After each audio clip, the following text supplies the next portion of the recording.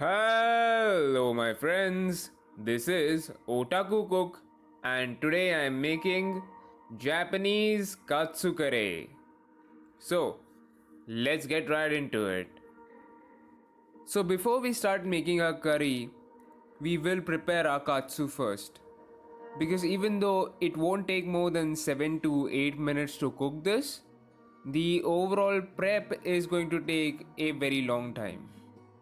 So for our tonkatsu, I'm using pork chop. Of course, you can use any lean cut of meat of your liking.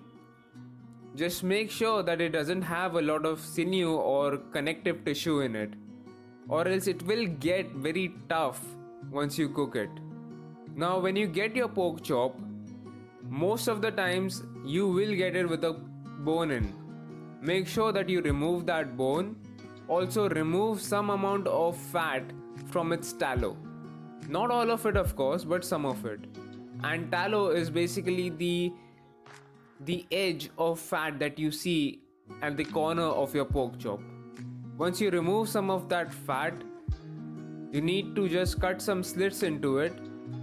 This will prevent the pork from curling and it will allow it to lay flat on the pan while it fries.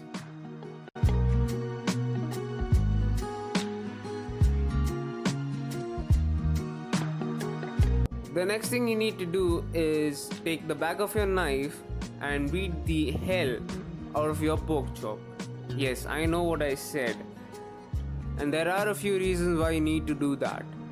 First, it tenderizes the meat. Second, it helps absorb the marinade better. Third, it flattens it and increases the surface area. That way it will cook evenly and quickly.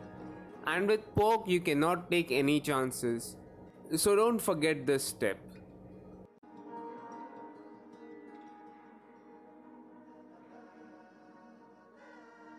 Now, if you don't have a big and heavy knife like I'm using, that's fine.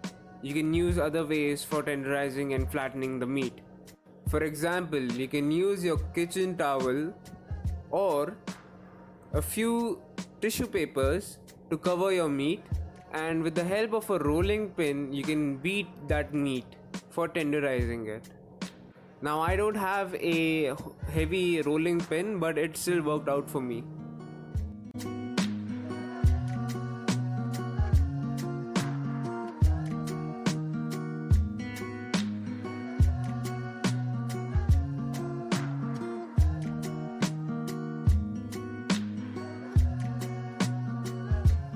Once you're done with flattening and tenderizing the pork chop, now you can start marinating it. And the marination is very simple and straightforward. It's 1 teaspoon of salt, 1 teaspoon of pepper, half a teaspoon of mustard, 1 teaspoon of Worcestershire sauce, and 1 teaspoon of soy sauce. That's it. Once adding all the ingredients, make sure that you mix them well and incorporate them with the meat and let it rest for 1.5 hours at least.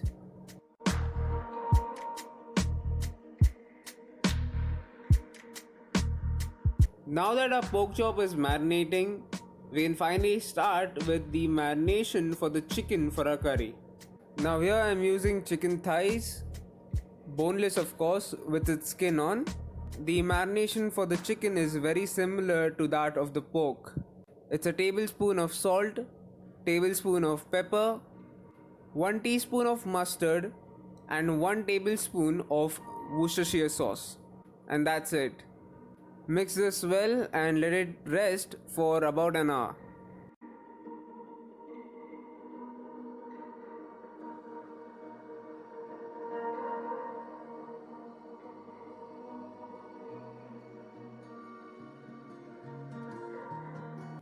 Back to the pork now. It's time for dredging.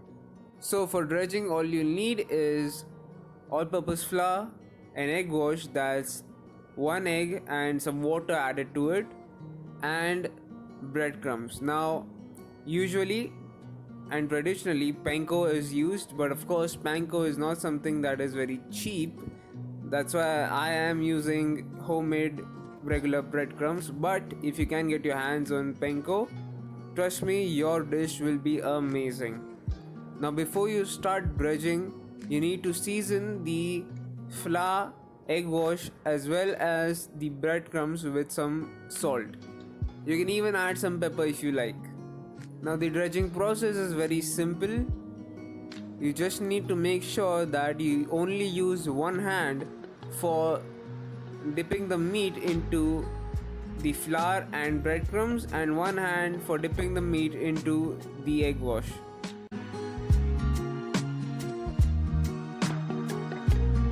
Now I am not using panko, that's the reason why I need to double dredge it.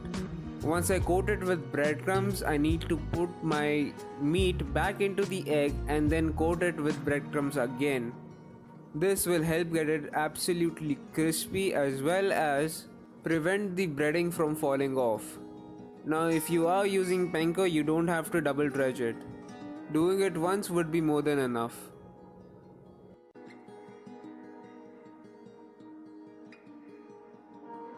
Once you are done dredging with the tonkatsu, you need to let it rest in the freezer for 30 minutes at least before you start frying it.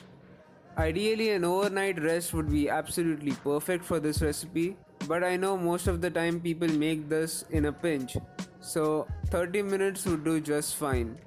But please, don't just dredge it and fry it, let it rest, and let it rest in your freezer for at least, and I mean at least 30 minutes. Now that our tonkatsu is in the freezer and our chicken is marinating, we can finally focus on our veggies. There is nothing complicated about this process. All you have to do is cut these vegetables in big chunks or any size of your choice. I'm using onions, potatoes, carrots, mushroom and bell pepper, but you can use anything that you have or anything that you like. There really are no restrictions in this recipe.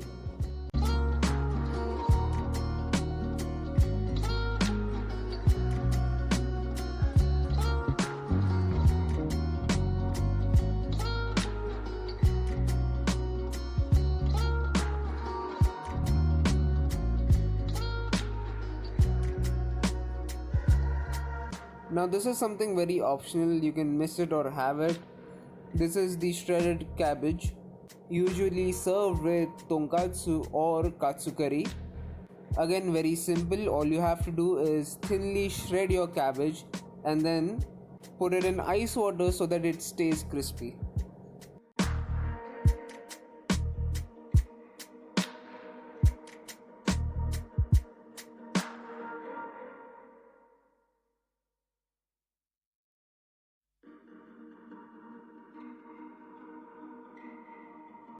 Now that we have cut our veggies and done with our garnish, we can focus back to the chicken. All you have to do here is dredge the chicken with some seasoned flour. Once done with that, we can start cooking.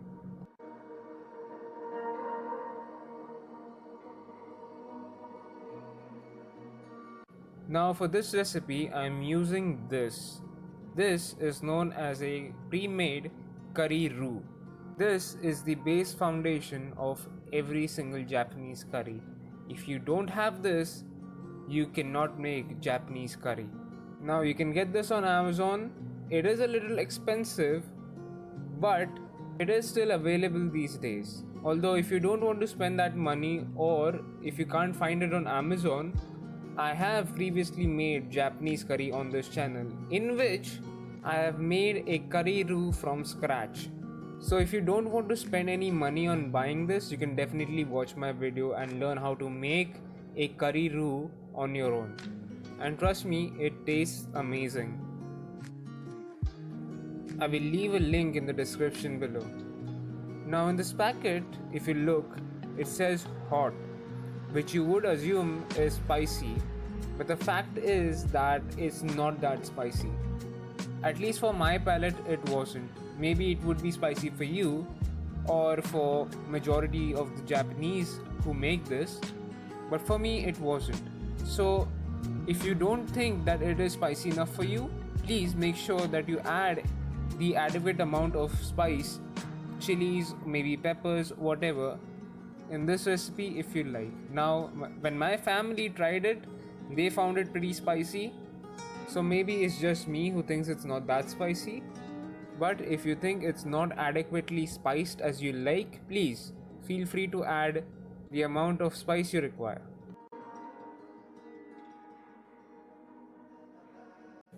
Now let's start cooking our curry. So we'll begin with cooking the chicken. Just like in my previous video, I started searing the chicken first so that I could get a nice crust on it. I'm going to do the same over here as well. Just going to put my chicken in some oil and sear them until the chicken turns golden on each side. Now try not to crowd the pan, and when it starts turning golden brown, flip it on the other side. Now our goal is not to cook it all the way through. That will be done when we will add it back to the broth. Our goal here is to just give it a crust. Once your chicken is done, remove them and start adding your veggies, starting with onions and mushrooms. Put your onions first. When they start softening up, add your mushrooms. Cook your mushrooms until a good amount of the water is gone and it starts changing color.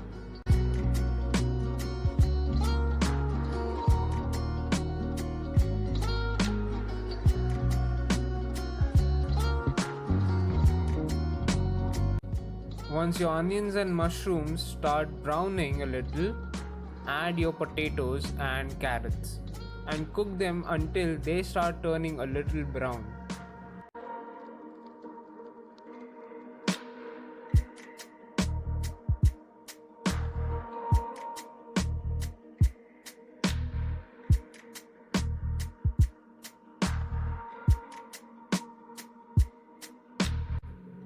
Now when your potatoes and carrots are turning brown, add your bell peppers and cook them until they get soft. Once they get soft, add your chicken stock. Now I know what you're thinking. Why does he have to always use chicken stock in these recipes? On that I would say, chicken stock adds a hell of a lot of flavor. It's easy to make and can elevate any recipe from 10 to 100. Trust me, invest the time for making chicken stock. Now, I know a lot of you don't have that time, so it's okay if you use your chicken bouillon cubes. Just make sure to adjust the seasoning carefully because chicken bouillon cubes are very salty. So you don't want to make your curry too salty by adding more salt into it. Now back to the recipe. Once you add your chicken stock, let it come to a boil and let the carrots and potatoes soften up. Once your carrots and potatoes are cooked all the way through, start adding your chicken back again and let it cook for about 2 to 3 minutes. After that, if you are using the packet of curry roux, start adding the curry roux packet in. Now the roux itself looks like a bar of chocolate, but don't bite into it, it's not chocolate. Just break it down and scatter the pieces around the curry and make sure that you dissolve these curry cubes. And once you dissolve them, you just have to cook it for like 5 minutes. Your recipe is pretty much done.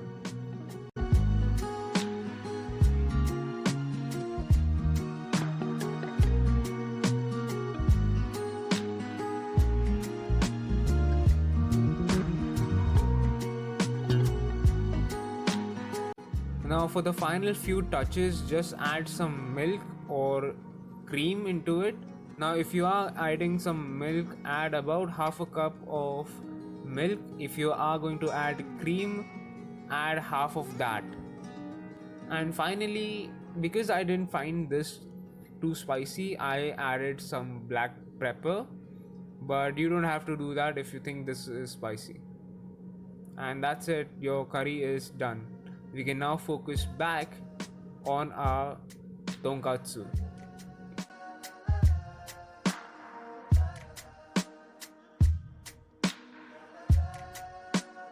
Now I am shallow frying the tonkatsu. Mostly because I really don't have any other vessel that is big enough to hold that much amount of oil safely, as well as I don't really want to waste that much amount of oil to begin with. We have to do things on the budget sometimes. That's how it is. That being said, just because it's being shallow fried doesn't mean it's not going to turn out good. In fact, this actually did really turn out very good. Now, there are a few things that you need to keep in mind when cooking tonkatsu. First, you need to start cooking the katsu in a relatively cooler oil. Keep the flame at low, not even medium, but low, so that it starts frying slowly. Don't worry about it, it won't get soggy, because as the temperature rises, it will start sizzling. The reason why we are doing this is because we want the pork to cook all the way through. If you cook it directly on high heat, what will happen is the crust will cook first. It will get crispy, but the inside will stay raw. And by the time the inside is cooked, you will burn the crust. So, better start with a low flame and a lower temperature oil where it can come up to the temperature of frying and start turning golden. Flip it around once or twice, and now I am using chopstick over here, but again, you don't have to use them. Use whatever is convenient for you, and especially whatever is safe for you. That being said, take out the katsu once it starts turning golden brown. But this is very important now, so listen very carefully. Once you remove the katsu from the oil, please do not put it over any tissue paper. If you will do that, the oil that is released from the katsu will be reabsorbed again and it will turn soggy. You don't want that, so don't do that. Put it on a wired rack or an elevated platform where it is not touching anything. The other thing that you need to remember, and which is also very important, is that you don't cut the katsu as soon as you remove it from the oil. This applies to any meat that you cook, by the way. Let it rest for at least 5 minutes, because if you cut it now, all the juices will run out. You will get a dried katsu. You don't want that. If you want a juicy, nice katsu, well, you have to wait for at least 5 minutes before cutting it. And that's it, your katsu is pretty much done. You can start serving it. In terms of serving the curry and katsu, serve it the way you like, but the traditional and most preferable way is to put that on a bed of rice. Just take some rice, evenly spread it all over your plate, pour your curry on half of it, and then put the pieces of your cut katsu over the curry. Garnish it with your cabbage, and in my case, because I love ramen eggs, I'm garnishing it with, yes, of course, ramen eggs. So that's it, guys. Your katsu curry is done.